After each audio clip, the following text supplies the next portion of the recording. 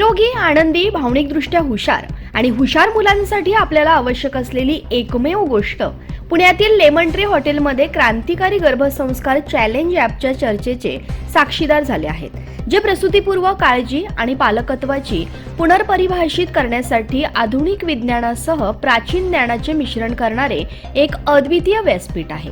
ॲपचे संस्थापक डॉक्टर विष्णू माने यांनी आयोजित केलेल्या या कार्यक्रमात ॲपचा प्रवास आणि जगभरातील कुटुंबावर झालेला त्याचा खोल परिणाम उलगडण्यासाठी माध्यम प्रतिनिधी, पालक आणि तज्ज्ञांना एकत्र आणले. मे 2020 मध्ये लॉन्च झालेल्या या ॲपने 18,000हून अधिक नावनोंदणी करणाऱ्यांच्या आयुष्याला स्पर्श केला आहे आणि 18 अधिक देशांमधील 2.5 लाख कार्यशाळेत सहभागी झाले आहेत. अपेक्षा पालकांना त्यांच्या न जन्मलेल्या मुलाच्या भावनिक, बौद्धिक आणि मानसिक विकासाला चालना देण्यासाठी सर्वसमावेशक टूलकिट प्रदान करते. या इव्हेंटमध्ये ज्या पालकांच्या जीवनावर आणि त्यांच्या मुलांच्या जीवनावर ॲपने गंभीरपणे प्रभाव पडला आहे, अशा पालकांच्या मनापासून प्रशंसापत्रे वैशिष्ट्यीकृत केली आहेत. काही उत्कृष्ट कथांचा समावेश आहे. याची माहिती देण्यासाठी पत्रकार परिषदेचे आयोजन करण्यात आले. पाहूया. नमस्कार. आज आपण गर्भसंस्कार या विषयाबद्दल जाणून घेणार आहोत. मी डॉक्टर विष्णू गेली 4.5 वर्ष गर्भसंस्कारांवरती काम करतोय आणि गेली 25 वर्ष हिप्नॉसिस आणि सबकॉन्शियस माइंड या विषयांना अभ्यासतोय. गेल्या अनेक वर्षात बाळांच्या समस्यांना घेऊन त्रस्त असणारे पालक मला भेटले आणि या पालकांना भेटत असताना असं लक्षात आलं की बाळाला जन्माला घालत असताना प्रत्येक पालक एक्साइटेड आहे, पण बाळ जन्माला आल्यानंतर त्याच बाळाला घेऊन जर काही इश्यू असतील, काही वेळेला गतिमंद, मतिमंद, स्लो लर्नर किंवा ADHD, ऑटिझम अशा प्रकारचे काही इश्यूज बघायला मिळतात. बिहेवियरल बरेचसे इश्यूज बघायला मिळतात. तेव्हा आज एक्साइटेड असणारा हाच पालक त्यावेळेला मात्र फ्रस्ट्रेटेड जाणवतो. आणि जेव्हा अशा पालकांशी आम्ही संवाद साधला त्यावेळेला एक गोष्ट लक्षात आली की आई नेहमी त्यावेळेला सांगायची की कदाचित 9 महिन्यांच्या प्रेग्नन्सीमध्ये काहीतरी इश्यूज होते, प्रॉब्लेम्स होते, म्हणून की काय आज आमच्या बाळामध्ये अशी इश्यूज बघायला मिळतात. आणि हे जेव्हा अनेक महिलांकडून मला ऐकायला मिळालं की ज्यांच्या 9 महिन्यांच्या जर्नीमध्ये काही इश्यूज होते, स्ट्रेस होता, तणाव होता, काही फॅमिली इश्यूज होते, त्या बाळावरती सुद्धा तशा प्रकारचा काही प्रभाव आपल्याला जाणवतो. आणि मग त्यातनं असं लक्षात आलं की कुठेतरी प्रेग्नन्सीचे 9 महिने आणि डिलिव्हरी नंतरचा काळ यांचा काहीतरी संबंध आहे. आणि मग याच्यावरती आम्ही रिसर्च करायला सुरुवात केली आणि रिसर्चमध्ये असं लक्षात आलं की वेगवेगळ्या देशांमधले कल्चर्स प्रेग्नन्सीचे 9 महिने अनुभवत असताना एक गोष्ट लक्षात आली की निश्चितच गर्भात असताना बाळावरती जे काही इमोशनल, त्या आईच्या माध्यमातून इमोशन्स ज्या काही भेटतात त्याचा परिणाम होतोय. डॉक्टर स्टीफन रीफ यांचा इस्रायल बद्दलचा एक रिसर्च आहे आणि त्या रिसर्चमध्ये ते सांगतात की आज इस्रायल अवघ्या 1,40,00,000 लोकसंख्या असणारा देश, पण आज अगदी जगात भारी आहे म्हटलं, जगावर भारी आहे म्हटलं तरी हरकत नाही. त्याचं कारण काय? डॉक्टर स्टीफन रीफ सांगतात की तिथे जन्माला येत असतानाच प्रत्येक बाळ जन्मजात हुशार, बुद्धिमान, तेजस्वी, ओजस्वी बनून येत आहे. कारण का तर तिथली प्रत्येक आई, प्रत्येक गर्भवती महिला 9 महिन्यांसाठी प्रीनेटल डेव्हलपमेंटचा प्रोटोकॉल फॉलो करते. आता प्रीनेटल डेव्हलपमेंटचा प्रोटोकॉल म्हणजे काय, तर आपल्या भाषेत सांगायचं झालं तर ती गर्भसंस्कार करते आणि म्हणून अवघा 1,40,00,000 असणारा 1,40,00,000 लोकसंख्या असणारा हा देश आज जगावरती राज्य करतोय. पण तिथे आपण जर आपल्या भारताशी कम्पेअर केलं तर ज्या देशात हजारो वर्षांपासून या गर्भसंस्कारांच्या विधीबद्दल सांगितलं गेलं, इतिहासातले अनेक उदाहरण आपण पाहतो, पण आपल्या भारतात मात्र आज याच गर्भसंस्कारांच्या विधीला घेऊन आपल्यातली आजची स्त्री जी आहे ती अनभिज्ञ आहे, तिला याचं जाणीव नाहीये. तो मौल्यवान असा 9 महिन्यांचा जो काळ आहे तो कुठेतरी ती मिस करते आणि म्हणून या गर्भसंस्कारांवरती काम करण्याचा निर्णय घेतला. जर आज आपण भारताची लोकसंख्या पाहिली तर आपण जवळजवळ 150 करोडांवरती पोहोचलोय. म्हणजे आबादी वाढते पण देश आबाद होत नाहीये. जेव्हा एखादं ऑलिम्पिक पदक आपण बघतो, कॉम्पिटिशन्स होतात, त्यावेळेला आपल्या लक्षात येतं की आज आपण कुठे आहोत. याचा अर्थ काय, क्वांटिटी वाढते पण क्वालिटीचं काय. बाय बर्थ आपण शारीरिक डेव्हलपमेंटसाठी प्रत्येक गर्भवती स्त्री काम करते. आता शारीरिक डेव्हलपमेंट म्हणजे काय, जसं की आपण प्रेग्नन्सीची गुड न्यूज मिळाल्यानंतर डाएट, आहारामध्ये आपण चेंज करतो, त्याचबरोबर वॉकिंग, एक्सरसाइज या गोष्टी करायला लागतो. डॉक्टरांच्या सल्ल्यानुसार आपण सप्लिमेंट्स घेतो, मेडिसिन्स घेतो. इतकंच काय, तर बाळाची जी काही वीकली ग्रोथ आहे, शारीरिक ग्रोथ मॉनिटर करण्यासाठी आपण सोनोग्राफी करतो, स्कॅनिंग करतो. म्हणजे बाळाच्या फिजिकल डेव्हलपमेंटला घेऊन आपल्यातली प्रत्येक गर्भवती महिला ऍक्टिव्ह आहे किंवा ती काही ना काहीतरी करते. मग प्रश्न हा येतो की बाळ काही फक्त शरीराने जन्माला येते का? तर नाहीये. बाळ शरीरासोबत अंतर्गत व्यक्तिमत्व घेऊन येत आहे. तो बाय बर्थ मेंटल, इमोशनल आणि इंटलेक्च्युअल डेव्हलपमेंट जी आहे ती देखील त्या गर्भातूनच घेऊन येत आहे. मग त्या मेंटल, इमोशनल आणि इंटलेक्च्युअल डेव्हलपमेंट बद्दलचं काय? अंतर्गत व्यक्तिमत्व जे बाळाचाच बाय बर्थ बनतंय त्याच्याबद्दलचं काय? आणि म्हणून या गोष्टींसाठी सुद्धा काम केलं गेलं पाहिजे, कारण mind and body is a one system.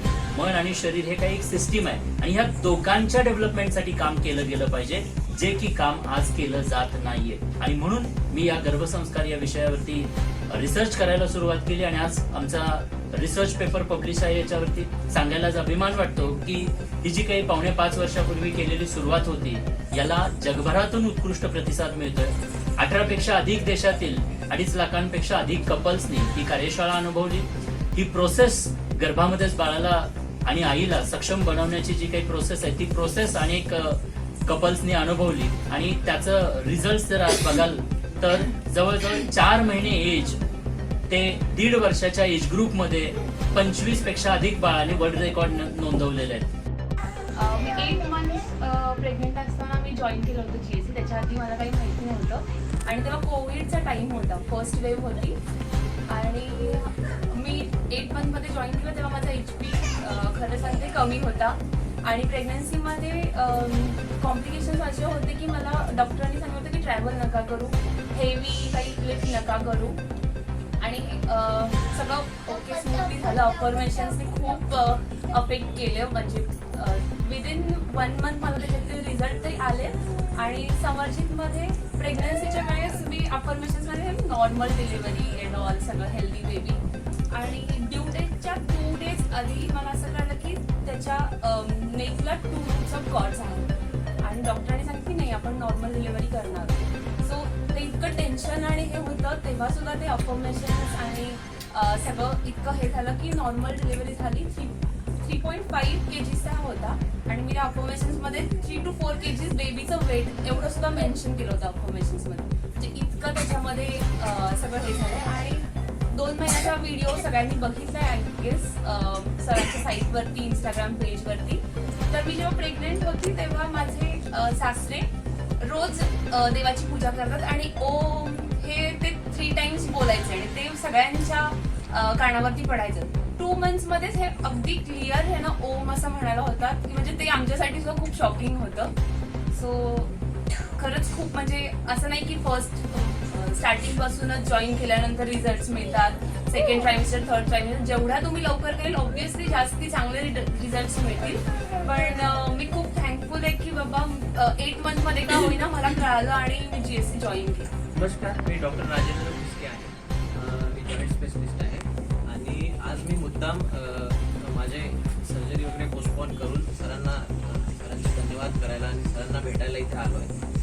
मी तुम्हाला बाकी प्रोसेसबद्दल मी जास्त बोलणार नाही, पण सरांनी जे आम्हाला एक पॉझिटिव्ह ॲटमॉस्फिअर क्रिएट करून दिलं, 2 गोष्टी मला खूप आवडल्या GSCच्या. एक तर पॉझिटिव्ह ॲटमॉस्फिअर आणि discipline. He is very strict in all his activities आणि जे काही त्यांचं शेड्यूल. माझी वाईफ रोज सकाळी 3 ते 4च्या दरम्यान उठून तिच्या परमिशन लिहिली, जे तिने पहिल्यापासून जॉईन केलं. 9 महिने तिने फॉलो केलं. बिईंग अ सर्जन माझं शेड्यूल विचित्र असतं, नॉर्मल नाही आहे.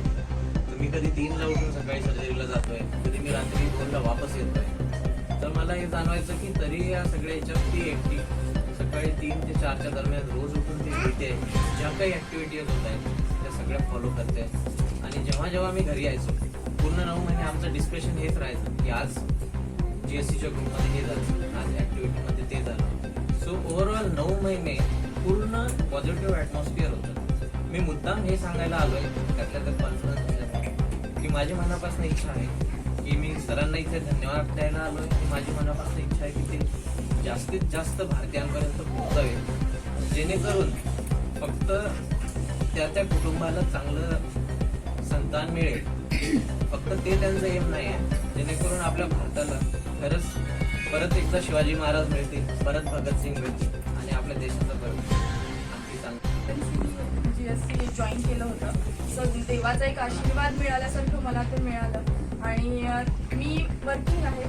मी ॲज अ इंजिनियर काम करते. थोडंसं हेक्टिक शेड्यूल होतं, खूप स्ट्रेस असायचा. पण असं कधीच वाटलं नाही की आजच्या प्रेग्नन्सीमध्ये माझ्या मिस्टरांच्या त्यांच्या बिझनेसमुळं आम्ही कंटिन्यू एकत्र राहू शकत नव्हतो. म्हणजे महिन्यातून एकदा दोनदा अशी आमची भेट व्हायची. तर तरीसुद्धा पूर्ण या प्रोसेसमध्ये मी पॉझिटिव्ह राहू शकले ओनली बिकॉज ऑफ GSC. सगळी टीम खूप सपोर्टिव्ह आहे आणि तुम्हाला निगेटिव्हिटी तुमच्या आसपास जरी आली तरी तिला कसं टॅकल करायचं ही ट्रिक आपण इथे शिकतो. ॲफर्मेशन लाईक मॅजिक वर्क करते. त्याचा रिझल्ट असा मिळाला की माझी बेबी जेव्हा 4 महिने 19 दिवसाची होती तेव्हा इंटरनॅशनल बुक ऑफ रेकॉर्ड्समध्ये तिचं वर्ल्ड रेकॉर्ड रजिस्टर झालं. तर आम्हाला सगळ्यांना तिच्याबद्दल खूप अभिमान वाटला आणि त्याच्यासाठी पूर्ण GSC आणि BRCची टीम स्पेशली सर आणि सायली मॅम यांचं मी खूप खूप आभार मानते आणि सगळ्यांचे एकत्र एफर्ट्स आहेत टीमचे की